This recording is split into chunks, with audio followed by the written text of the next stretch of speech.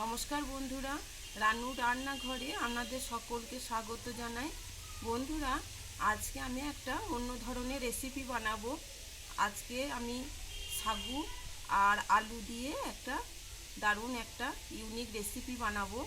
তো আপনারা উপবাসের সময় বা একাদশী যারা করেন, একাদশী করলে বা কোনো উপবাস করলে আপনারা এইটা বানিয়ে খেতে পারবেন। খুব ভালো লাগবে খেতে। তাহলে দেখুন, আমি রেসিপিটা শুরু করছি, আপনারা দেখতে থাকুন।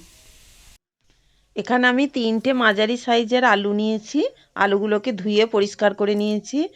আর আমি এখানে নিয়েছি 1 কাপ সাবু। সাবুটা বড় দানা ছোট দানা যে কোনো দানা সাবু নিলেই হবে।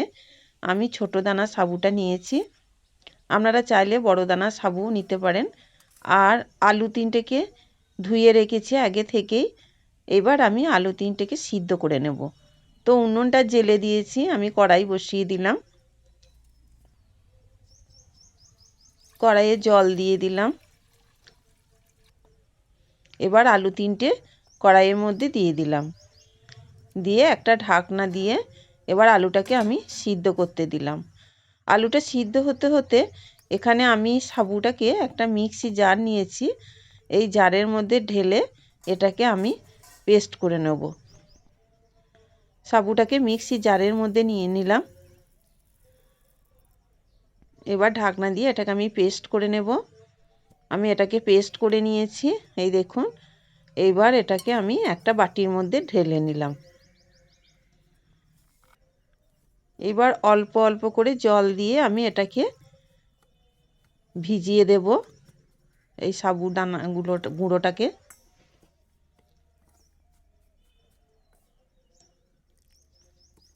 অল্প করে করে জল দিয়ে এটাকে আমি পুরো ভিজিয়ে দিয়েছি। দিয়ে এবার ঢাকা দিয়ে কিছুক্ষণের জন্য এটাকে আমি রেখে দেব। ঢাকা দিয়ে রেখে দিলাম। আমি এবার আলুটা দেখব সিদ্ধ হয়েছে কিনা। আলুটা ভালোভাবে সিদ্ধ হয়ে গেছে। এবার আমি আলুটাকে তুলে একটা জায়গার মধ্যে নিয়ে নেব। আলুটাকে তুলে আমি নিয়ে নিলাম একটা থালার মধ্যে। এবার একটু ঠান্ডা হওয়ার পর আমি এটাকে ছাড়িয়ে নিচ্ছি।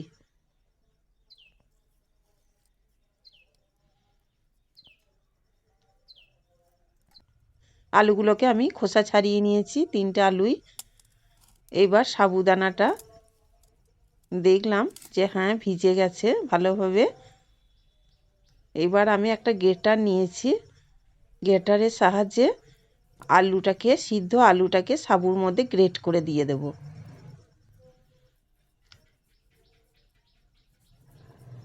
আপনারা হাতে করে চটকে মেখেও দিতে পারেন, কিন্তু গ্রেটারে করে এইভাবে গ্রেট করে দিলে খুব ভালোভাবে মিশে যাবে, কোনো দানা দানা ভাব থাকবে না। এবার সাবুর সাথে আলুটাকে একটু মেখে নেব।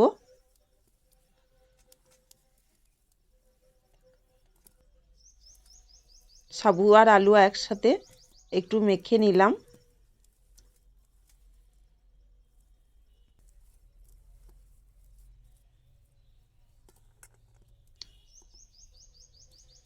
এটা বেশি পাতলা করা যাবে না। এবার ওর মধ্যে দিয়ে দিলাম কাঁচা লঙ্কা কুচো। আর দিলাম একটু চিলি ফ্লেক্স। ঝালটা আপনাদের নিজের কাছে কম বেশি দিয়ে নেবেন। আর দিলাম একটু জিরে ভাজার গুঁড়ো। আমি জিরে ভেজে গুঁড়ো করে নিয়েছি। আর দিলাম স্বাদ মতো একটু মিষ্টি। আর পরিমাণ মতো লবণ। আপনাদের কাছে ধনেপাতা থাকলে এর মধ্যে ধনেপাতাও দিতে পারেন। দিয়ে সব একসাথে আমি ভালো করে মেখে নেব। এটা পাতলা করা যাবে না, খুব অল্প অল্প জল দিয়ে সাগুটাকে আগে থেকে ভিজিয়ে রেখে দিতে হবে। সাবু যে পেস্টটাকে বেশি জল দিয়ে ওটাকে ভেজানো যাবে না, তাহলে পাতলা হয়ে গেলে এটা হবে না। ঠিক এইরকম একটা আমরা যেভাবে আটা মাখি সেরকম আটা মাখা ডোয়ের মতো এটা ডোটাও ঠিক ওই রকমই হবে। এবার হাতে সামান্য একটু তেল দিলাম, সাদা তেল দিয়ে ওটাকে আরেকটু ভালো করে মেখে নিলাম। এই দেখুন বন্ধুরা, ঠিক মনে হচ্ছে যেন আটা বা ময়দা মাখা হয়েছে, ঠিক সেই রকম ডোটা হয়েছে। এইবার ওখান থেকে একটু করে নিয়ে বড় বড় করে লেচি কেটে এইভাবে রেখে দিলাম।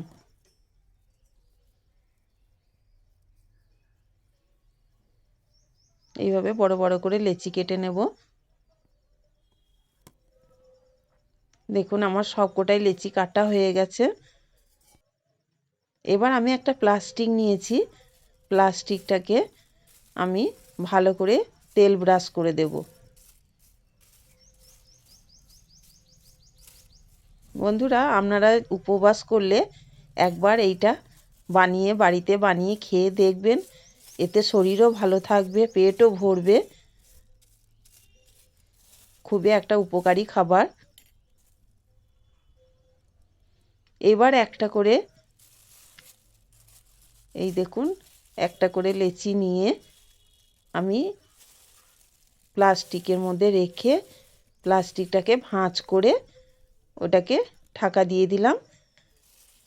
দিয়ে এই দেখুন এইভাবে রেখে আর একটা প্লাস্টিক উল্টে ঢাকা দিয়ে দিয়ে একটা থালা দিয়ে চাপ দিয়ে এটাকে আমি গোল করে রুটির মতো এই দেখুন এইভাবে করে নিলাম। কোনো বেলাবেলি ঝামেলা নেই। এই দেখুন এইভাবে চাপ দিয়ে কত সুন্দর এটা একটা রুটির মতো আকৃতি হয়ে গেল, রুটির আকারে তৈরি হয়ে গেল। এবার আমি একটা বেগুনের মুখটা কেটে নিয়েছি, বেগুনের মুখটা দিয়ে একটু তেল তায়ের মধ্যে তেলটা বুলিয়ে দিলাম। তারপর ওই রুটিটাকে নিয়ে তায়ের উপরে দিয়ে দিলাম।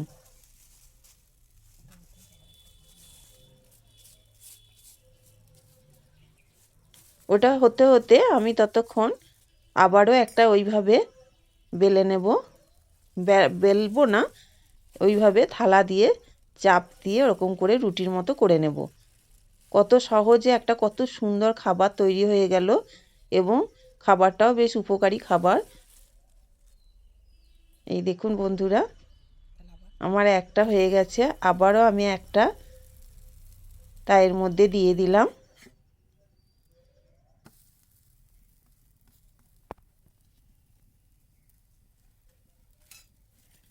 এপিঠ ওপিঠ ভালো করে সেঁকে নেওয়ার পরে এইভাবে আমি ওপরে তেল ব্রাশ করে দেব। ওই বেগুনের বোঁটাটা দিয়ে এইভাবে আমি তেল লাগিয়ে দেব হালকা করে। বেশি তেলও লাগবে না, অল্প তেলের মধ্যে একটা উপকারী খাবার তৈরি হয়ে গেল। এইভাবে আপনারাও অবশ্য বাড়িতে একবার বানিয়ে খেয়ে দেখবেন।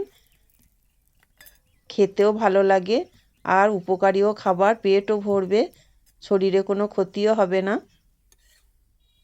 এক পিঠ হয়ে গেছে, আবারও এক পিঠ এইভাবে করে নেব।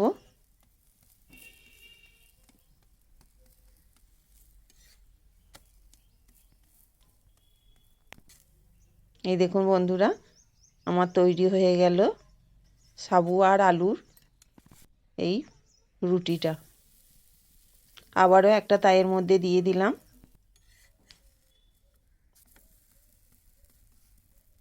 আবারও একইভাবে আমি এপিঠ ওপিঠ ভালো করে সেঁকে বেগুনের মুখটা দিয়ে এইভাবে আমি উপরে উপরে তেল দিয়ে দেব। কত অল্প তেলের মধ্যে কাজটা হয়ে যাচ্ছে।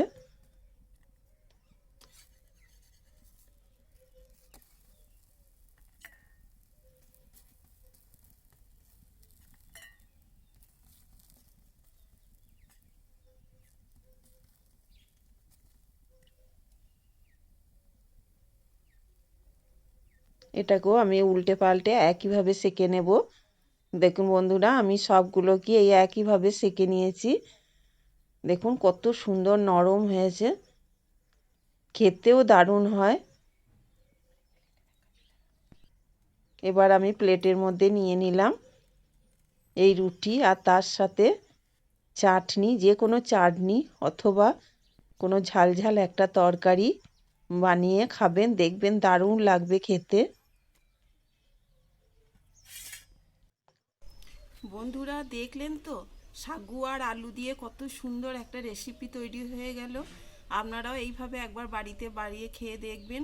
যদি রেসিপিটা ভালো লাগে আপনাদের তাহলে অবশ্যই একটা লাইক দিয়ে আমার পাশে থাকবেন। আর নতুন বন্ধুদের কাছে অনুরোধ রইল চ্যানেলটি সাবস্ক্রাইব করার। তাহলে বন্ধুরা আজকের মতো এখানেই রাখলাম, আবার পরের ভিডিওতে আপনাদের সাথে দেখা হবে। ততক্ষণে আপনারা সুস্থ থাকুন, ভালো থাকুন, নমস্কার।